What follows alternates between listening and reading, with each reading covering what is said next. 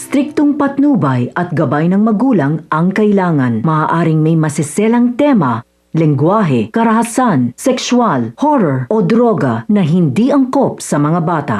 Mong abangan ngayong Biyernes. Labis ang pag-aalala ni Espina sa nangyaring riot sa Bilibid dahil siguradong puputaktihin sila ng mga media at hindi lang yan ang pinoproblema ni Espinas kundi pati ang sideline nito sa kanyang mga kliyente.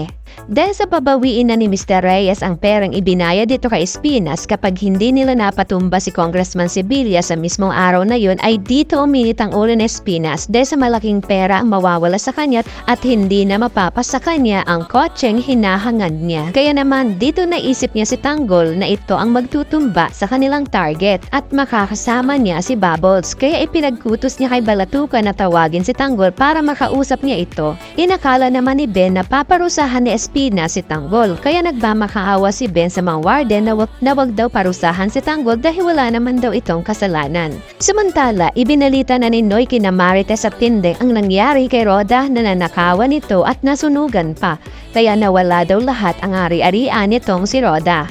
Tugon naman ni na Marites at Tindeng na nakarma na nga daw itong si Roda dahil sa kasamaan ng ugali niya kaya deserve daw ni Roda kung ano man ang nangyari sa kanya. At dahil sa wala nangang matirahan itong si Roda ay naisip niya ang bahay na isinanla sa kanya ni Marsing. At nang nalaman niya na wala nang nakatira ay agad niyang tinirahan ito. Ngunit nag-iinarte pa rin itong si Roda dahil sa pangit daw ang bahay ni Marsing. Pasaway ka talaga Roda, buti nga may natirahan ka pa, nagre-reklamo ka pa ngayon. Sa kabilang banda, gumagawa na ng paraan si Olga para unti-unti nang mapasa kanya ang kayamanan nila Ramon at Don Julio. Kaya naman kukumbinsihin na naman niya si Don Julio na itong peking Tanggol na lang daw ang hahawak sa kanilang negosyo, habang abala daw itong si Ramon sa kanyang asawa. Papayag kaya si Don Julio at Ramon sa gustong mangyari ni Olga?